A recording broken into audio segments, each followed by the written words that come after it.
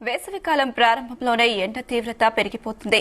ఈ రోజు నుంచి 5 రోజులు ఎండలు ఎక్కువగా ఉంటాయని వాతావరణ శాఖ హెచ్చరించింది.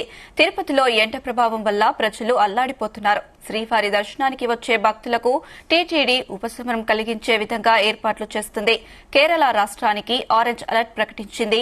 ఐఎండీ తెలుగు రాష్ట్రాల్లో ఈసారి ఉష్ణోగ్రతలు మరింత పెరిగే అవకాశం ఉందని అధికారులు తెలిపారు. ప్రజలను అప్రమత్తం చేసి వడదెబ్బ బారిన పడకుండా జాగ్రత్తలు తీసుకోవాలని ఆరోగ్య శాఖ సూచనలు చేస్తున్నారు.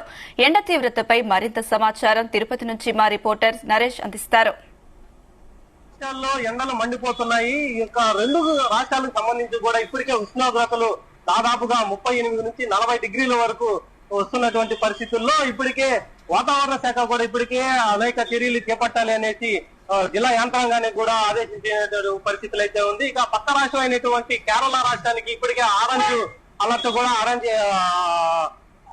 ఆరెంజ్ అలర్ట్ కూడా జారీ చేసినటువంటి పరిస్థితి అయితే ఉంది. ఇక తిరుపతికి తీసుకుంటే మాత్రం ప్రస్తుతం మనం తిరుపతిలో ఉన్నాం.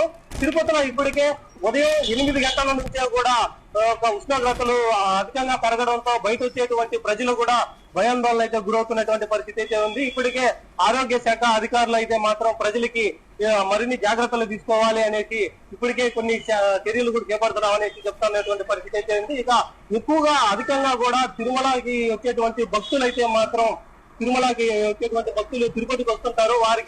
వారి కోసం సెలవు పందిళ్లు, వారి కోసం మంచినీటి సదుపాయం కూడా కలిగించాలని ఇప్పటికే టీటీడీ అయితే యోచిస్తున్న పరిస్థితి అయితే ఉంది. ఇక తిరుపతిలో అయితే మాత్రం ప్రస్తుతానికైతే 38 డిగ్రీస్ అయితే ఉష్ణోగ్రతలు అయితే నెలకొన్నాయి. దీంతో పాటుగా ఈ ఏడాది గత ఏడాదితో పోల్చుకుంటే మరింత ఎక్కువగా కూడా ఉష్ణోగ్రతలు ఉండబోతున్నాయి అనేది అయితే చెప్తున్నారు. ఈ సంవత్సరం అయితే మాత్రం 45 డిగ్రీలు దాటే విధంగా కూడా ఉష్ణోగ్రతలు అయితే ఉండబోతున్నాయి. దీనికోసం ప్రజలు ఇప్పటికే అప్రమత్తమై ఉండాలి. దానికోసం ఏదైనా అత్యవసర పరిస్థితుల్లో మాత్రమే బయట రావాలని చెప్తున్నారు.